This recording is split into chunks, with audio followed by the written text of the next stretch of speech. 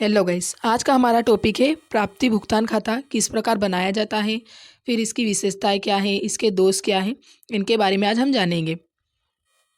Okay, चलिए देखते हैं प्राप्ति भुगतान खाता क्या होता है। तो प्राप्ति भुगतान खाता गैर व्यापारिक संस्थाओं के द्वारा बनाया जाता है, अर्थात इसका निर्माण गैर व्यापारिक संस्थाएं जो होती है वो करती है। तो गैर व्यापारिक संस्थाओं के बारे में हमने पिछले वीडियो में जाना कि गैर व्यापारिक संस्थाएं क्या होती हैं।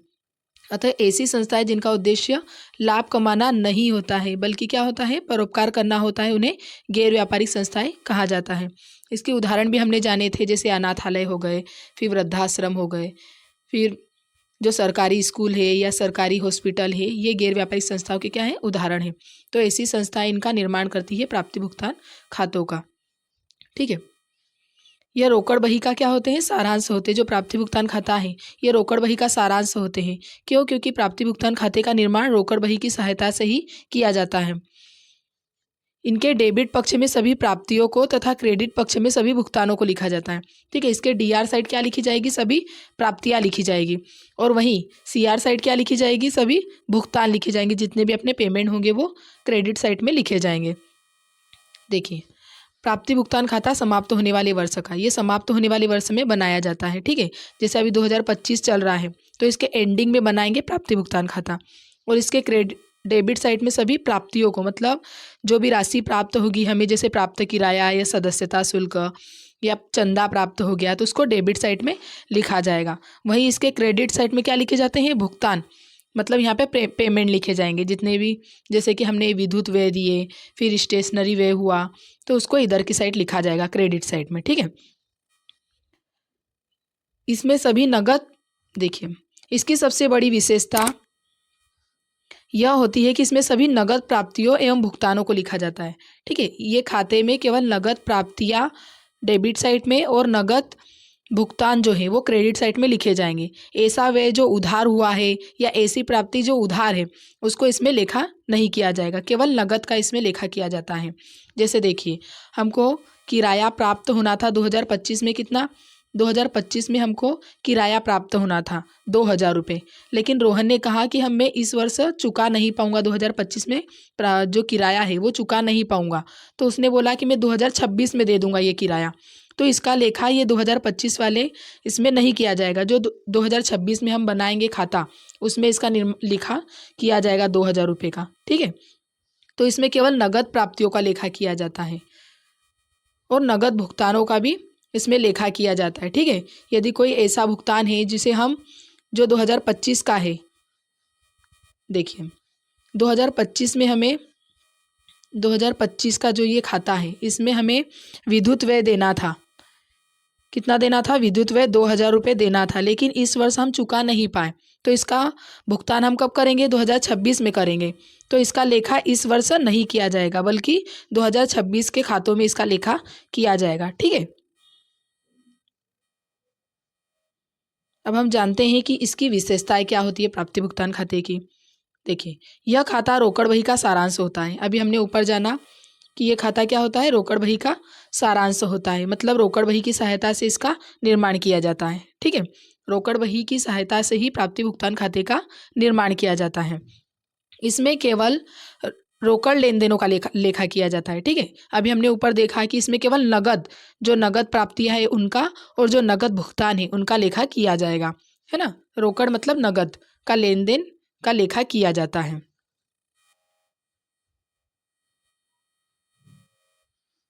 इसकी दूसरी विशेषता क्या है, यह खाता रोकड़ बही या खाते बही के आधार पर बनाया जाता है ना। रोकड़ बही जब बना होगा हमारे पास तभी इसका निर्माण किया जा सकता है, क्योंकि रोकड़ बही के आधार पर ही हम उसमें से प्राप्तियां उठाएंगे और डेबिट साइड लिखेंगे और जो भुगतान है उनको क्रेडिट साइड लिखेंगे। ठीक है, तो रोकड़ बही की सहायता से इसका क्या किया जाता है, निर्माण किया जाता है।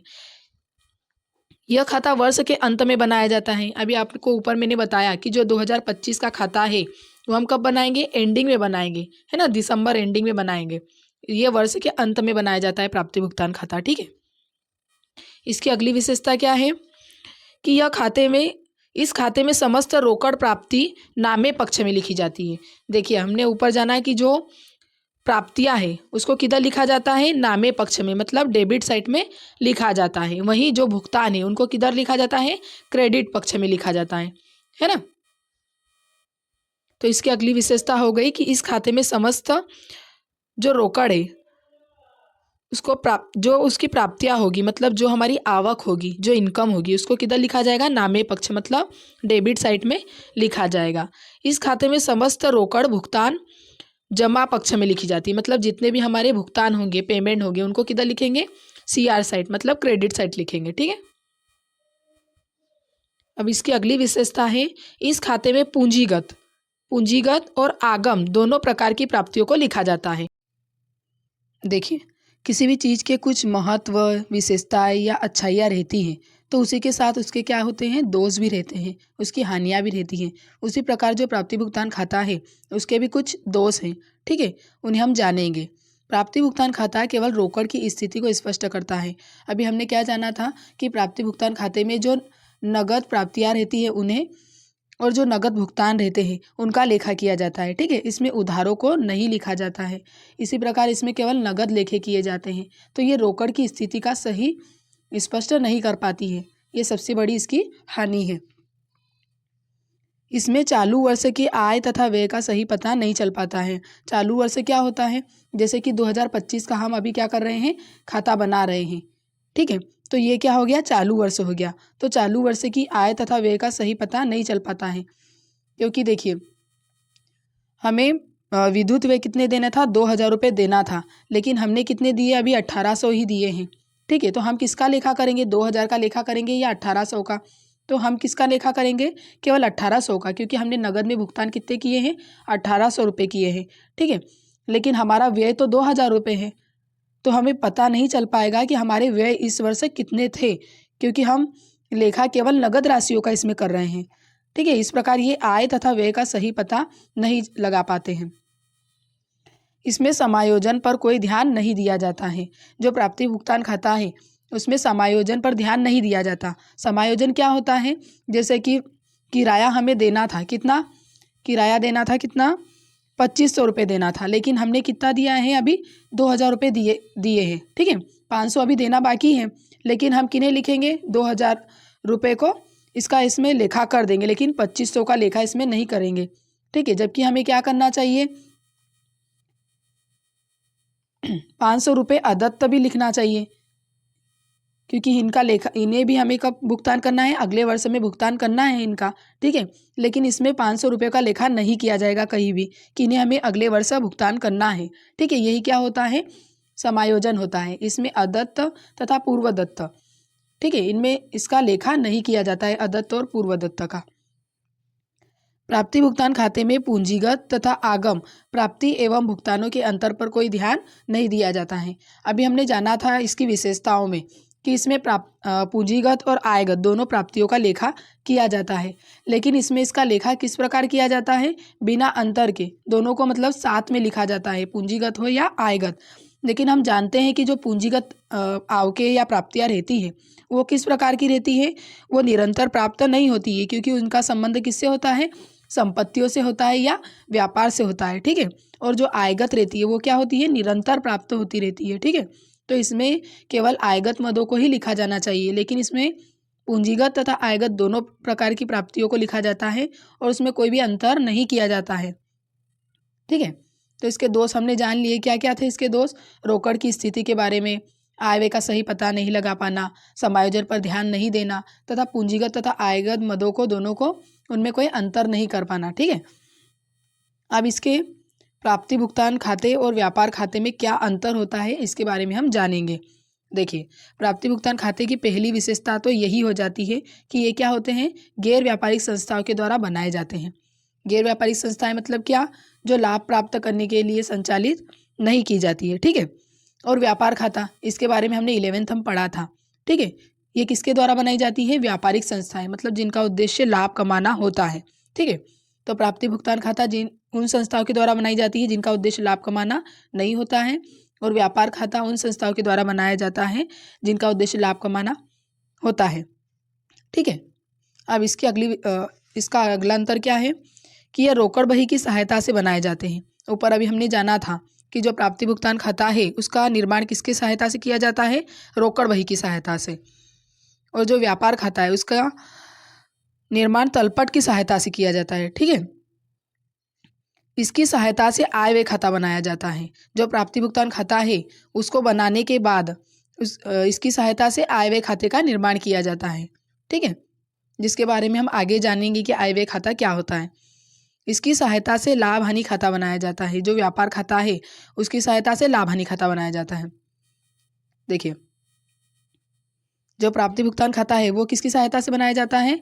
रोकड़ खाते की, है ना, रोकड़ बही की सहायता से प्राप्ति भुगतान खाता बनाया जाता है ना। और प्राप्ति भुगतान खाते की सहायता से आय व्यय खाता बनाया जाता है। ठीक है, रोकड़ बही की सहायता से प्राप्ति भुगतान खाता और प्राप्ति भुगतान खाते की सहायता से आय व्यय खाता। ठीक है, फिर इधर तलपट की सहायता से क्या बनाया जाता है?